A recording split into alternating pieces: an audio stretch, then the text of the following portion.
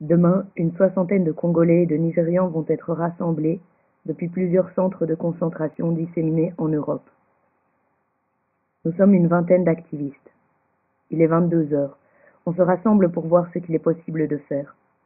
L'affaire semble passer inaperçue dans les médias, comme souvent. Lorsqu'un virage à droite est effectué, cela se passe en Stummelings. Il s'agit là du premier vol Frontex organisé depuis la Belgique. À 2 heures du matin, l'affaire est claire. Nous avons pris la décision de bloquer le centre fermé de Stenokerville, où nous savons que des Congolais qui doivent être expulsés le lendemain sont enfermés pour leur dernière nuit au pays des droits de l'homme. À 4h30 du matin, on arrive sur les lieux.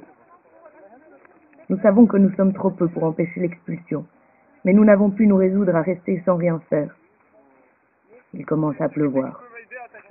La police, à l'intérieur de ces camionnettes payées par le contribuable, rit de nos sacs de couchage déjà imbibés d'eau, mais on tient bon.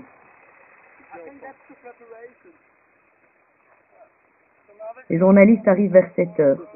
La police fait un barrage et refuse qu'ils puissent entrer en contact avec nous. Cette stratégie les dessert.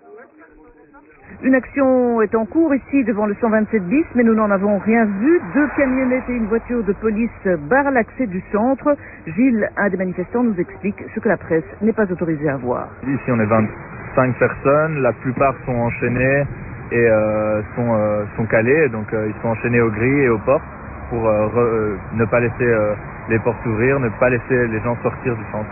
Gilles nous explique le pourquoi de l'action de ce matin. Le gouvernement a décidé d'affréter un avion spécial via son agence Frontex qui gère les frontières extérieures de l'Union européenne pour remballer dans leur pays une soixantaine de Congolais, donc 15 personnes qui vivaient sur le sol belge. Donc quand on connaît en plus l'histoire du Congo et de la Belgique, pour nous ça m'apparaît encore plus scandaleux. À 9 heures du matin, alors que le ciel a adopté son coloris gris, une quinzaine de fourgons arrivent vers nous, les moteurs fumant. Le chef sort et nous annonce que nous avons 2 minutes pour quitter les lieux avant d'être embarqués.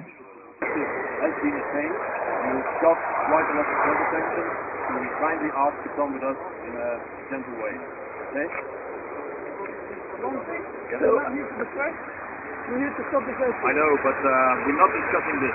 Okay. We got 2 minutes, and then we will arrest you. So please be so wise as to stop your action and come with us in a free way. Nous ne réagissons pas.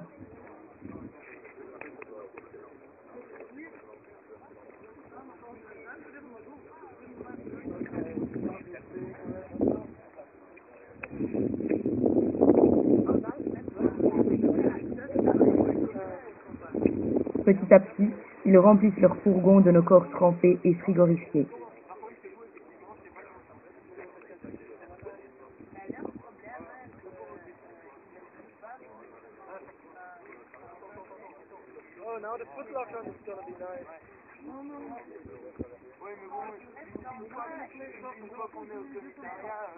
Les cols sont bien serrés, nous laisserons des marques au poignet pendant 3 jours.